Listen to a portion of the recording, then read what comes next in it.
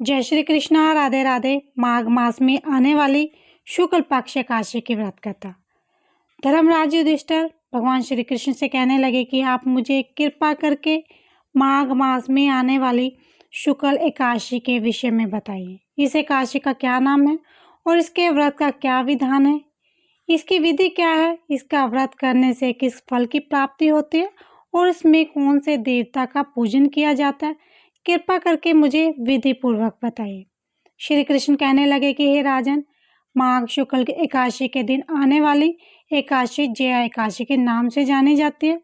इसका व्रत करने से मनुष्य ब्रह्म आदि पापों से छूटकर मोक्ष को प्राप्त होता है और उसके प्रभाव से भूत पिशाच आदि योनियों से मुक्त हो जाता है। इस व्रत को विधि पूर्वक करना चाहिए। मैं तुम्हें इसकी एक पौराणिक कथा सुनाता हूँ। भगवान श्री कृष्ण कहने लगे, देवराज इंद्र स्वर्ग के राजा थे और अन्य सब देवगण सुखपूर्वक स्वर्ग में रहते थे। एक समय इंद्र अपनी इच्छानुसार नंदवन में अप्सराओं के साथ विहार कर रहे थे और गोवर्धन गान कर रहे थे। उन गोवर्धनों में प्रसिद्ध पुष्पदंत, उसकी कन्या पुष्पवती और चित्रसेन, उसकी स्त्री मालिनी भी उपस्थित थी। साथ ही मालिनी का पुत्र पुष्पवान और उसके पुत्र माल्यवान भी उपस्थित थे। पुष्पवती गंधर्व कन्या माल्यवान को देखकर उस पर मोहित हो गई और माल्यवान पर कामवान चलाने लगी। उसने अपने रूप लावण्य और हाव भाव से माल्यवान को वश में कर लिया। हे राजन, वह पुष्पवती अत्यंत सुंदर थी। अब वे इंद्र को प्रसन्न करने के लिए गान करने लगी, लेकिन परस्पर मोहित होने के कारण उसका चित्त भ्रमित था। इसके ठीक प्रकार से गायन और स्वर ताल ठीक न होने से इंद्र इनके प्रेम को समझ गया और दोनों को श्राप दे दिया। इंद्र ने कहा कि हे मूर्खों, तुमने मेरी आज्ञा का उल्लंघन किया है, इसीलिए तुम्हारा धिक्कार है। अब तुम दोनों स्त्री पुरुषों के रूप में मृत्यु लोक में जाकर पिशाच रूप धारण करो और अपने कर्मों का फल भोगो। इंद्र का ऐसा श्राप सुनकर वे दोनों अत्यंत दुखी हुए और हिमालय पर्वत पर दुख पूर्वक अपना जीवन व्यतीत करने लगे। उन्हें गंध रस और स्पर्श आदि का कुछ भी ज्ञान न था। वहां उनको महान दुख मिल रहे थे। उन्हें एक क्षण के लिए भी निंद्रा नहीं आती थी। वो जगह अत्यंत ही शीतल थी, जिससे उनके रोंगटे खड़े रहते और मारे शीत के दांत खटखटाते रहते। एक दिन पिशाच ने अपनी स्त्री से कहा कि पिछले जन्म में हमने पता नहीं कौन से पाप किए थे, जिससे हमको ये दुखदायिनी पिशाच योनि प्राप्त हुई है।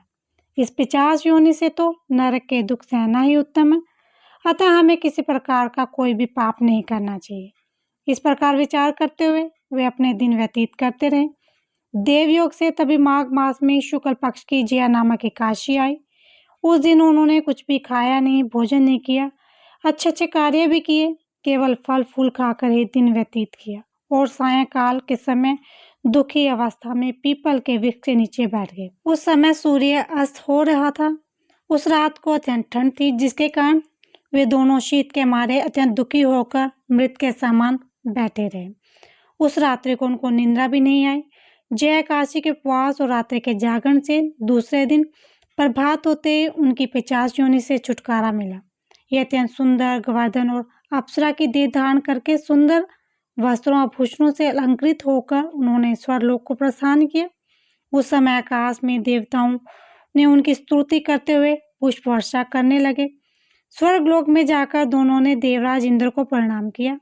देवराज इंद्र उनको पहले रूप में देखकर अत्यंत आश्चर्यचकित हुए और पूछने लगे कि तुमने अपनी ये पिशाच योनि से किस प्रकार छुटकारा पाया, हमें सब कुछ बताएं।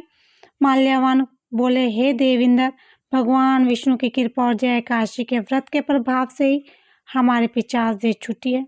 तब इंद्र बोले कि हे माल्यवान, भगवान की कृपा और एकादशी का व्रत करने से न केवल तुम्हारी पिशाच योनि छूट गई, वरन हम लोगों के भी वंदनीय हो गए, क्योंकि विष्णु भगवान और शिव के भक्त हम लोगों के वंदनीय हैं।